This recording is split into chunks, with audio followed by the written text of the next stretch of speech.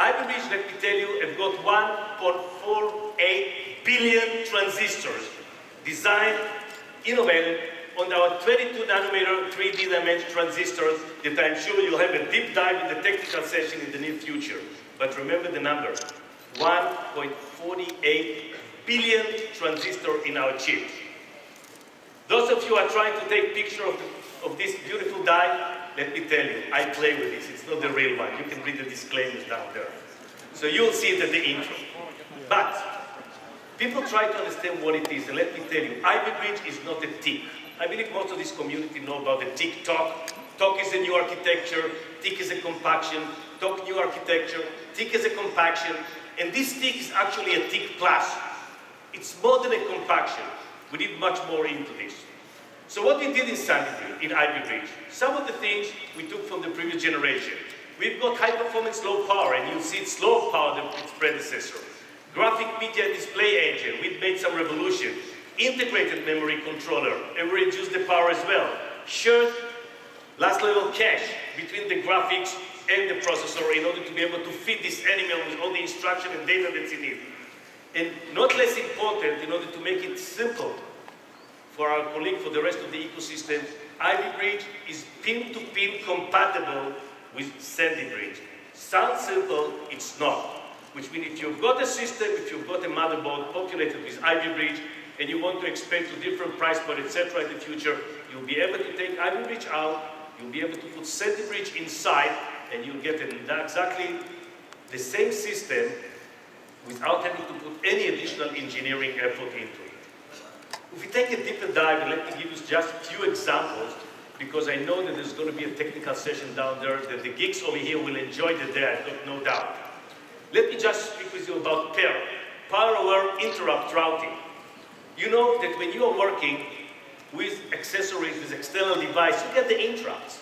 And what's happening, the CPU of the core is sleeping, and the interrupt wakes it up every time, and the minute you wake up, you start consuming power, and you try to go back to sleep, and it wakes you up, and you know how annoying it is when you wake up and you sleep, you wake up and sleep.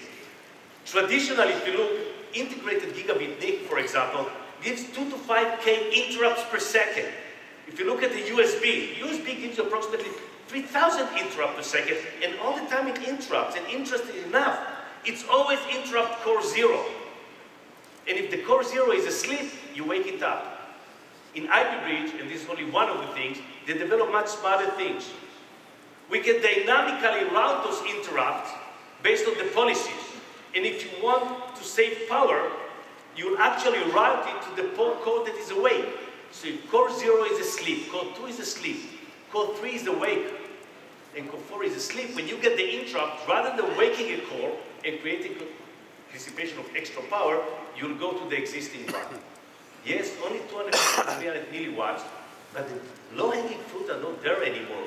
We need to have the 300 and the 300 and the 300 in order to extend the battery life and give us what we want. The biggest advancement, I believe, that you'll see will be in the graphics. This is the point that I borrowed from the session that's going to be following me. The deep dive of the architecture.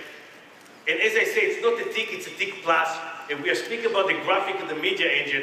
It is redesigned to deliver next level of experience. We added DX'11. DX'11 is not going to be in high-end. It's going to be available on all our PCs, whoever wants to play this game. We improved the geometry performance. We significantly improved the shader array. We increased the sampler throughput, and not less important, we improved in pixel operation by adding hardware accelerator. So actually, we redesigned a lot of it, and we'll have a deep dive into each one of these sections in the technical part of this day, and you'll be able to see that it's a totally new animal. So those of you who have been surprised by the performance of Sandy Bridge graphic, I believe you'll be delighted when you see what Ivy Bridge is going to deliver, but definitely it's not a talk, and the performance advantage you'll see is not a talk. What does it let us do? With Sandy Bridge, we played most of the mainstream games, and with Ivy Bridge, we continue and do it even better. But why should I speak about Ivy Bridge? We've got already the engineering stuff, we've got so much outside, so why don't you look at some of the Ivy Bridge demos over here? What we see over here on the screen, both screens I see, we see 20 high-definition 1080 pictures streamed simultaneously to be able to get this picture. And if I would like to look at the graphic performance, what was funny? You're just waiting for the blue screen, don't you? I'm not going to mess with the demo code, sorry.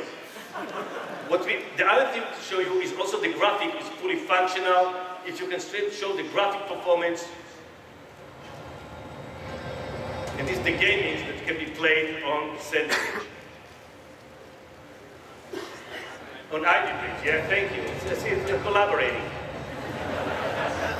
Beautiful, and you can see the level of realism that you can get. This is Ivy Bridge.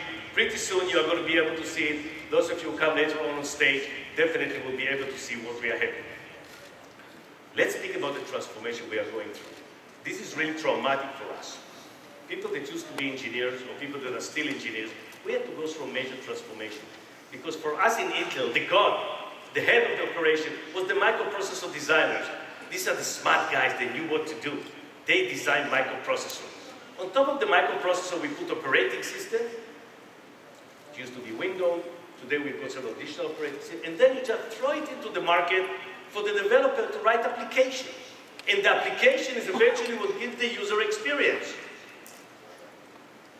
So we design a microprocessor to give us performance, and then somebody doing the user experience. Today, when the majority of the market is not enterprise, not productivity, it's about user experience, that want consumer, that want mainly user experience, we start everything upside down. We start by asking ourselves what the user wants. And this is really weird, because we've got anthropologists, psychologists, all these kind of E's that you didn't accept to Intel. They don't have a double E degree, they are not computer science engineers. These are people that are sitting in people's house trying to figure out what people want to do. Then we ask ourselves, what is the software that will be required in order to fulfill it? And only then we go and design the microprocessor to support this process, this software. Now don't be confused. These microprocessors still need to be very, very powerful.